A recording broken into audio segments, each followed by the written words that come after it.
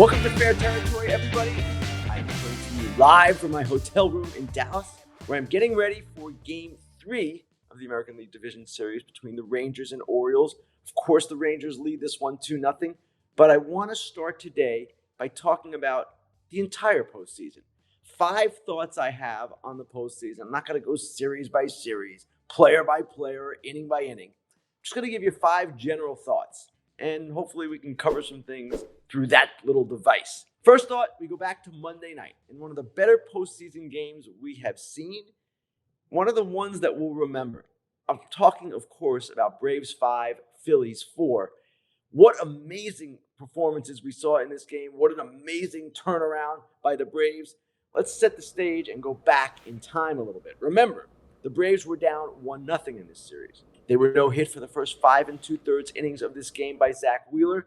They were down 4 runs for nothing with 10 outs to go. And yet they won the game. They flipped the script. They won it on a 2-run go-ahead homer on a 3-2 count with 2 outs in the 8th inning by Austin Riley. That gave them the lead. If the game had ended right there, if that had been a walk-off, for example, even if it just had proceeded and gone to the 9th inning without real incident, we would have thought that's a great, memorable ending. Memorable game. But it got even better. It got even better because of the play that Michael Harris made in center field to rob Nick Castellanos with Bryce Harper rounding second, thinking he was going to score the tying run because that ball was going to drop. Didn't happen. Michael Harris II, one of the great center fielders in our game today, makes the catch, throws the ball in. Now he misses Ozzie Albies, the cutoff man, but it just so happens Austin Riley, there's that guy again, is in the right place at the right time. What you saw develop was the first 8-5-3 double play in postseason history. It was an amazing finish to an amazing game.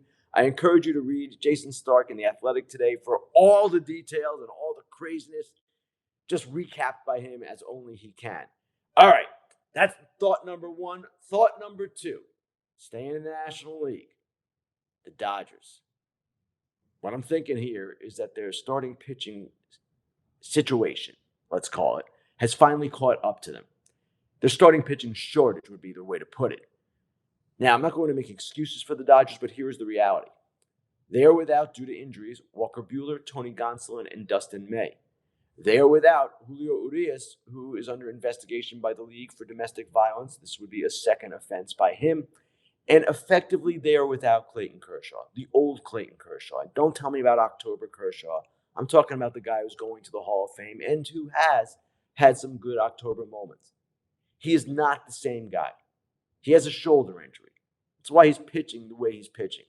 So when you add all that up, the results that we've seen so far, Kershaw and Bobby Miller combining for 6 outs and allowing 9 runs, wow, not exactly shocking. Now, this isn't the only reason the Dodgers are down 2-0 to the Diamondbacks. Mookie Betts and Freddie Freeman combined 1 for 13 with 3 walks. That's not helping either. But the starting pitching was the fear here, was the problem here, and that's why the Dodgers are in the state that they're in. And all the credit to the Diamondbacks. We'll talk about them too. They have played 2 brilliant games thus far. All right, thought number 3. This one's not going to be popular. But I'm thinking that Carlos Correa is reestablishing himself as one of the preeminent players in this sport. Let's go look at what he has done this postseason so far. Game 1 of the wild card series against the Blue Jays. That amazing play where he ranged 100 feet to recover a stray grounder and then threw Bo Bichette out at the plate. An amazing instinctive play there by Correa. Game 2, you saw this play as well. Another amazing instinctive play by Correa. The pickoff and the tag on Vladimir Guerrero Jr. at second base in a pivotal moment. Now, that was Correa who called that play. Again, using his head as only he can. There are not many players who see the field the way he does. And then, of course, Game 2 of the division series against his former team, the Astros. 2-run single, RBI double. The Twins even the series. They're going home to Minnesota with a chance to do some really big things against, of course, a team that I'm quite sure Carlos Correa wants to continue doing big things against. All right, we move on. Fourth thought, the Rangers. This is the series I'm covering. I'm thinking If they get to the ALCS, they could be rather dangerous. Now, let's go back in time to the final weekend of the regular season. Remember, they placed John Gray on the injured list, knowing that he would not be eligible until the ALCS if they got there. He had lower forearm tightness, wasn't a serious thing. They were sort of gambling. They needed an arm. They were trying to win the division title, sort of gambling that they could get Gray back and find their way. Well, they didn't get the division title, but if they get to the ALCS, it looks like they will get Gray back. And they also could get Max Scherzer back. Now, Max Scherzer has that right teres major strain. We thought he was out for the season, but he threw live batting practice on Friday. Hit 92, 94, came out of it okay. Threw a bullpen on Sunday, wasn't feeling well, had a stomach bug, sort of doesn't count. They didn't put him on the roster for this series because they didn't think they could get enough out of him. But in the ALCS, maybe you can get 3, 4, 5 innings out of Max Scherzer in a start. And even if not, even if it's 2 or 3, the depth that you will create with Scherzer and Gray coming back, if they do, and of course this all is predicated on them advancing and beating the Orioles and closing this out. But if they get those guys back, remember, they've got Dane Dunning, they've got Andrew Heaney, they've got Martin Perez, just as depth bulk guys. They've got Jordan Montgomery and Nathan Eovaldi to start. They could be in really good shape. Now, they do have to close out the Orioles. And the way this thing works, if the Orioles can steal one tonight, well, then the pressure is on the Rangers tomorrow with Dunning and Heaney, again combining, maybe Heaney and Dunning as they did in Game 1, becomes a different kind of scenario, a different kind of psychology. And if the Orioles could force a Game 5, of course, at that point, who knows what might happen. But that has to happen first. My point is, if the Rangers do advance, and if these pitchers get healthy, that gives them an added edge because now they seem to have found their offense again. Now, finally, the one thing I'm thinking about, the last thing I'm thinking about, the possibility of a Twins-Diamondbacks World Series. Now, my bosses at Fox probably wouldn't be very happy. I don't know that I would be very happy having to stand in the cold in Minnesota in late October watching World Series games. Though, of course, a lot of people would trade places with me to do that. I'm just not great in the cold. Okay, we all have our weaknesses. I'm not great. But regardless, it would be cool to see two entirely different teams in this kind of situation. Twins haven't been to the World Series since they won it in 1991. They haven't even been to ALCS since they lost to the Angels in 2002. Remember, they broke the 18-game postseason losing streak earlier in these playoffs, and now they stand a chance, a good chance, because they're going home, of getting to the LCS round. The Diamondbacks, well, they haven't been to a World Series since they won in 2001. Haven't been to an NLCS since they lost to the Rockies in 2007. But look at what they've done so far.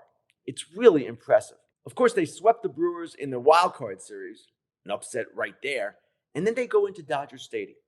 Dodger Stadium, where they're 7-31 since 2019, where Zach Gallen and Merrill Kelly are combined 0-9, and they win the first 2 games. They're an exciting team. They're a fun team. And you know what? We talk about wanting stars on the big stage all the time. If it was Diamondbacks Twins, we'd have stars. We'd have Zach Gallen and Merrill Kelly. We'd have Corbin Carroll. For the Twins, we'd have Carlos Correa, Pablo Lopez pitching great. It would be a lot of fun. Now, I'm not saying it's going to happen. I'm not predicting anything. But I'm certainly not predicting the end of the world if it does happen. This is the way the sport works. This is why we love the sport. As my friend Jason Stark would say, and I will quote him again, and I'll quote him later in the show as well, baseball. Time now for the Inside Dish. This is the part of the show where I go inside a story or a column I've written and maybe talk about a story developing inside the game as well. This week, what I want to discuss actually encompasses both. And you heard me mention Jason Stark in the first segment. I want to talk about him again a little bit to start this one, because before I wrote that column a couple of days ago on the playoff format and whether it needs tweaking or adjusting, I consulted with Jason. And Jason, of course, is, well, one of the great baseball writers of our time, a winner of the BBWAA Career Excellence Award, a guy who's done this even longer than I have. And when I'm writing about historical kinds of topics and playoff situations and formats, I often ask Jason for his thoughts. not just on these things, actually, on many things. I ask him for his thoughts. This is the advantage we have at The Athletic. With such a large staff, we can bounce things off each other, and I do it all the time. We all do it. It's a very collaborative operation, and it's one of the reasons I think we're pretty good. So I asked Jason what he thought about tweaking the format, and he said, well, this is an age-old problem. And Jason said, if you want the best teams in the World Series every year, guaranteed, then don't have playoffs. Well, obviously, we're not going to be in that situation. I sent Jason a draft of what I had written, and he made some suggestions, and then he made some other points too. He said, if you don't want upsets, then don't have playoffs. The upsets are why we play and why we watch. No format will ever be truly fair. Fair point. And I think that's the main thing we should keep in mind here when we discuss all of these postseason formats that baseball could adopt, maybe should adopt, et cetera, et cetera. Now, when I wrote knowing, as I said on Fox and then repeated in print, that we're talking about a problem that might not be in need of a solution. We're talking about a situation that right now is a small sample size. This format was only adopted last season. The problem we're seeing is that 5-day layoff between the end of the regular season and the start of the division series for the bye teams is problematic. Teams don't have 5 days off during the regular season, not even at the All-Star break. So the question becomes, okay, does this need tweaking? Now, again, it's too early really to draw conclusions, but we've seen some dramatic stuff happen to some of the top seeds in the past 2 years. Dodgers and Braves losing, Braves going down 0-1 this year, Dodgers and Orioles down 0-2 this year as well. And both managers for the Dodgers and Orioles, Dave Roberts and Brandon Hyde, respectively, have voiced concern in recent days about what has happened. Now, you might say they're making excuses, they're talking like losers talk. Okay, I get it. But if you're watching, you're paying attention, this is a genuine concern. So what can you do? What should baseball do, if anything, if they come to the conclusion that this isn't a great plan? So I pointed out some things in the column that possibly could be adopted. John Smoltz had one idea, and John mentioned this on the broadcast the other night. He said, eliminate the off day between Game 3 of the Wild Card Series and Game 1 of the Division Series. That would handicap the pitching staffs of the teams that advanced. You wouldn't be able to use your Game 1 starter in the Wild Card Series in Game 2 of the Division Series, as has happened this season. And you'd only get an off day in the Wild Card Series if you swept. Reasonable idea. I don't know that it will be adopted, but it was interesting to think about. And then I also talked about the Korean League and what they do, which is basically give the bye team, they do this in the wild card round, the higher seed they give an automatic win to. So in their wild card round, which is the best 2 of 3, and it only involves 2 teams, the higher seed starts off leading 1-0. The lower seed has to win 2 games. The higher seed has to win only 1. We could do that in the wild card round, play a doubleheader, in fact, and strap pitching staffs in that sense, or handicap pitching staffs in that way. It's an interesting thought to kick around, but I don't know that it would work in a division series where you give a team a 1-0 lead and the lower seed would have to win 3 games, the higher seed 2. You'd face a potential loss of a game. I don't know that the networks would want that. It's probably a lot to ask. And I know some fans react by saying, I don't want to see a team getting an automatic advantage. I get all that. These are all worthy topics of debate. And there are 1,000 comments plus on my column right now. People saying all kinds of things, all kinds of suggestions with what they think should happen. The one thing that definitely should happen in the eyes of many writers and many fans, this is certainly my opinion, the reseeding that has to take place after the wild card round. Let's go with that. We need that to happen. And baseball designed it so the number 1 seed would play the winner of the 4-5 wild card series, and the number 2 seed would play the winner of the 3-6. The idea was to keep the bracket intact, like this is the NCAA tournament. It's not. And the other idea, the main idea, was to avoid the number 1 seed playing another division champion. I don't care if the number 1 seed plays another division champion. I don't know that many fans care if the number 1 seed plays another division champion. If that team has a worse record than the other team advancing, that's who the number 1 seed should play. This is an easy adjustment. I don't see any reason why baseball can't do it and can't do it quickly. But at the same time, I'm not sure it's going to be adopted anytime soon. Again, for the reason I said earlier, small sample size. We don't want to draw any conclusions just yet. Fair enough, but to me, the reseeding is something people in the game want as well. It's so obvious. It's a small thing, but it would help. Bottom line on all this, as I wrote, no matter what postseason format you construct, no matter what you do, the postseason is always going to be, as Billy Beane famously called it, a crapshoot. That's the nature of the postseason. That's the way it works.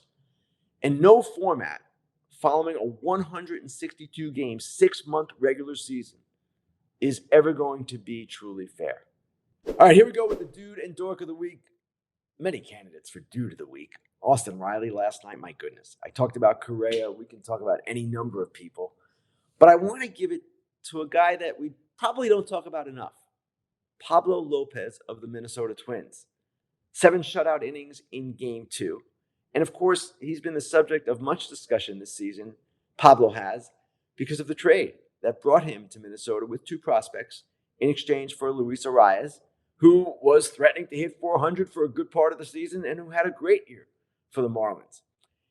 This trade will be debated as we go forward, but right now, I'm going to agree with J.J. Cooper of Baseball America, who wrote on Monday that no, this is not a debate anymore. You'd rather have the top of the rotation starting pitcher than the second baseman, even if the second baseman can hit 400 any day of the week. I tend to agree with that. And that's not even including the 2 prospects the Twins also received in the deal. Pablo Lopez, there was some question about his health coming into the season. There was some question about whether he was that guy. Well, in Game 2, he certainly was that guy. All season, he has been that guy. Pablo Lopez, dude of the week. Dork of the week, I'm going to give it to Blue Jays general manager Ross Atkins, and not simply for the Barrios decision, which he claims he was not a part of. If it was that alone, if it was simply the Blue Jays making this mistaken call and doing it in a collaborative sense and saying, hey, we did it and that was that, I wouldn't have a problem with it. You're not going to be dork of the week for that decision. All teams collaborate. All teams make these kinds of decisions. It's the way the game is today. Many of us, including myself, thought that was the wrong decision. You let Barrios go. Watch the game. I wrote about this the other day. But that's not why I'm giving Russ Atkins dork of the week. I'm giving him dork of the week because of what he said in the aftermath. Rather than say, this was organizational, this was collaborative, he said, no.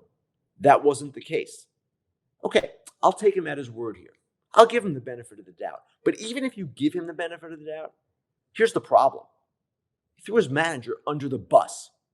He said, no, this was not my decision. This was John Schneider's decision.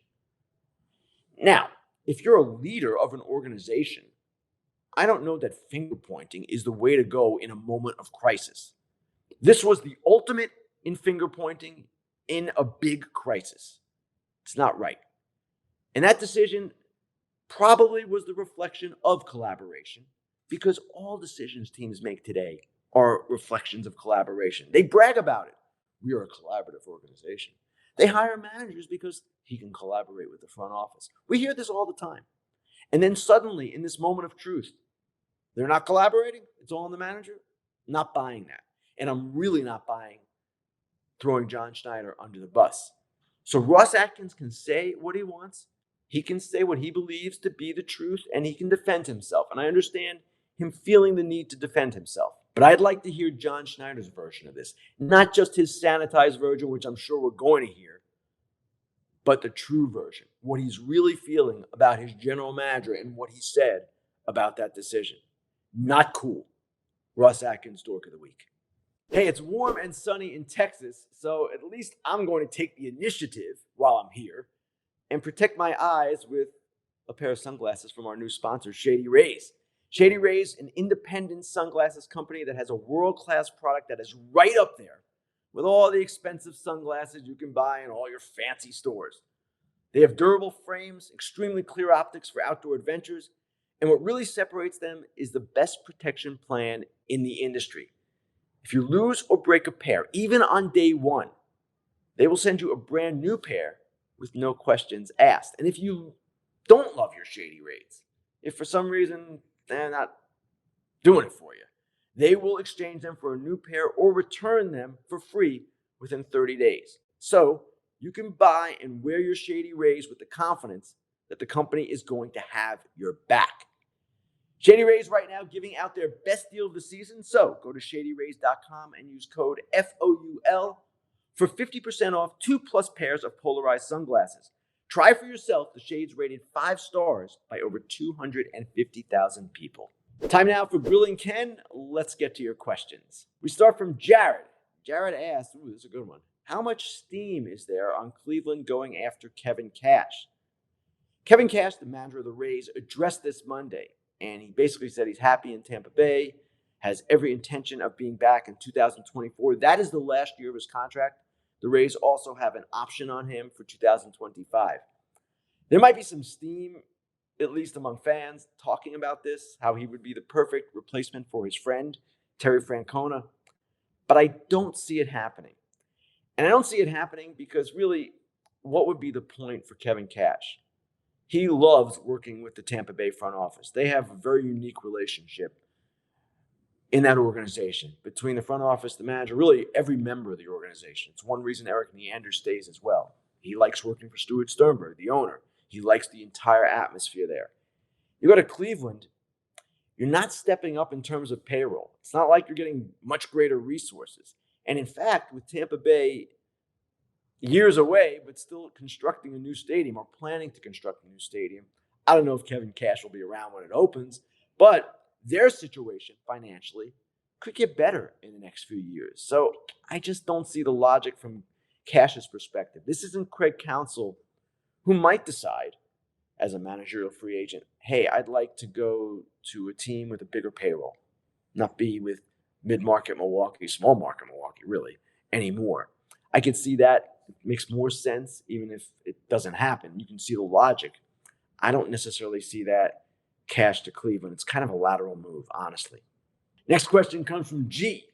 G, Ken, your opinion on why the AL East with 3 teams in has been so pathetic in the postseason so far, going 0-6.